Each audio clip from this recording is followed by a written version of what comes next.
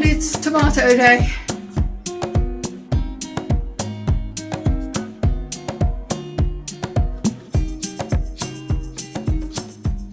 There's 20 kilos of tomatoes in there.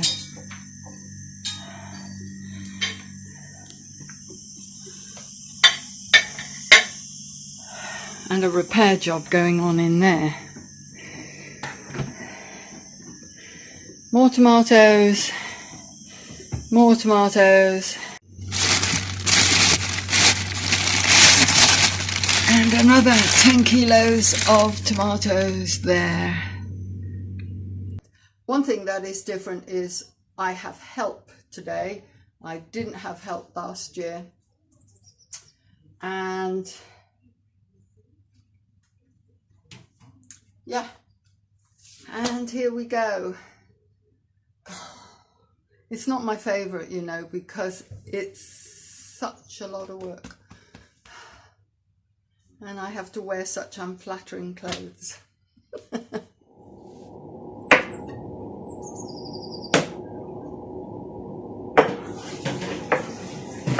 look happy in your work.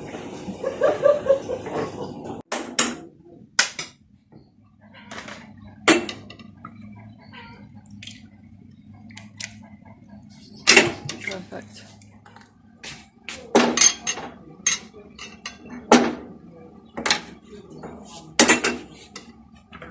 Did you do the chopstick bit?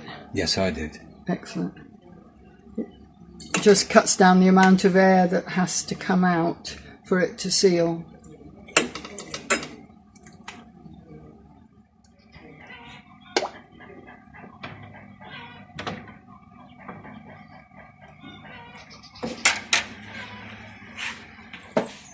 The barbecue is going on so that I can make baba ganoush.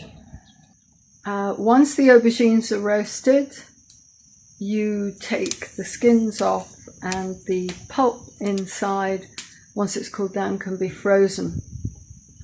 And when it defrosts, it tastes like you just made it. So, winner.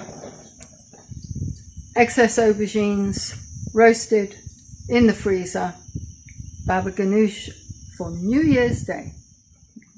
But you have to leave them for 24 hours. Leave them there for 24 hours? Yeah. Why? So that they cool down and that they seal. Look at that, they're all in a row, but not they're sealed properly.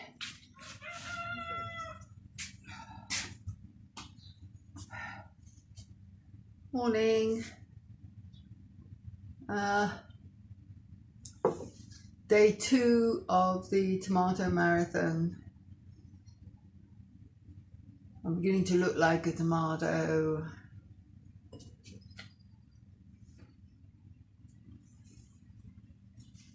$20 jars. They're not all the same size.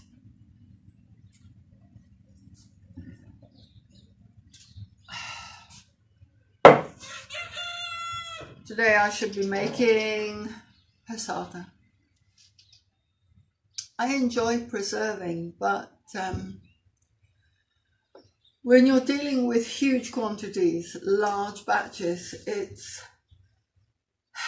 really hard work. Let's see what I've got left. Okay, I've got those left. And also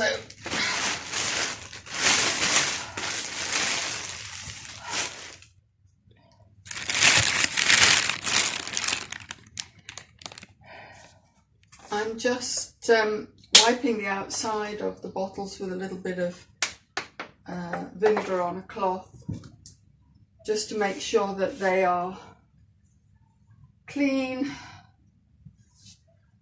Checking the seals. Everything has sealed okay. If I only use a tin or a jar of tomatoes once a week, that's 20 weeks. That's still not a year's supply of tomatoes.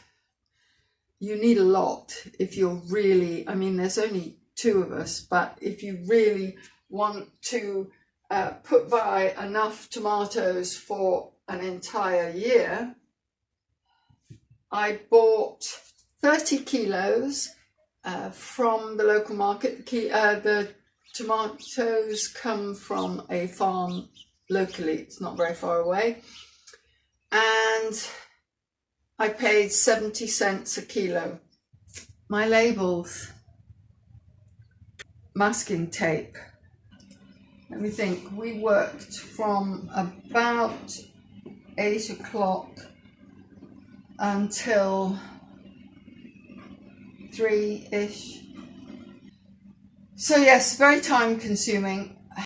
In internet land, especially YouTube land, there's an awful lot of homesteading videos that show you how to do this kind of stuff. But because it's video land and everything goes from tomatoes to finished product, and you watch this and you think, yeah, that's straightforward, that's easy, I can do that. And that's the passata. I'll give it a few minutes and then I'll take it out.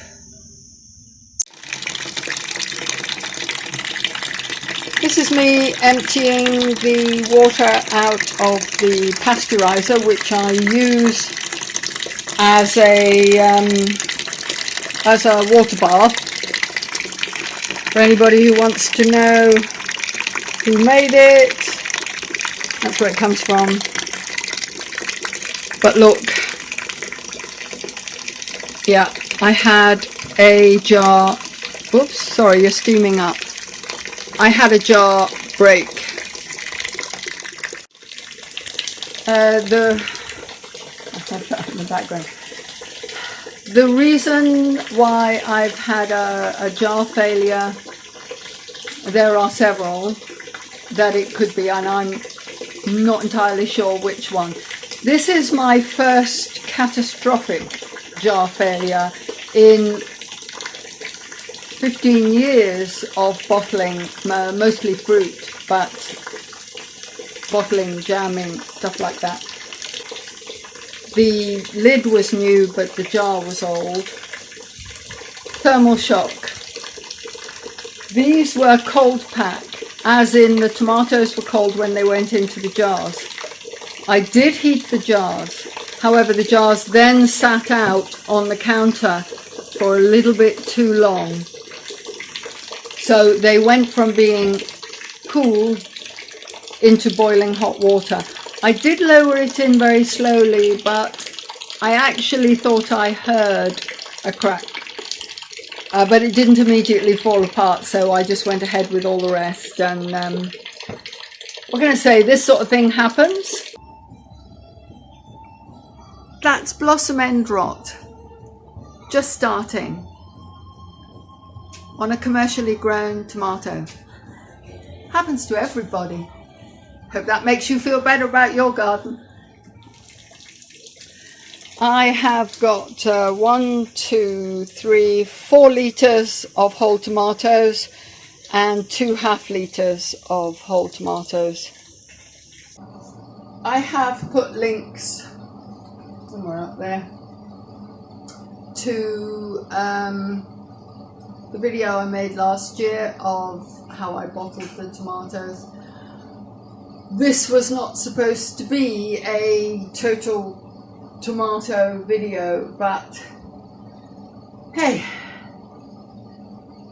thank you so much for watching, guys. As always, really appreciated, and hope it wasn't too boring, too much tomatoes for you.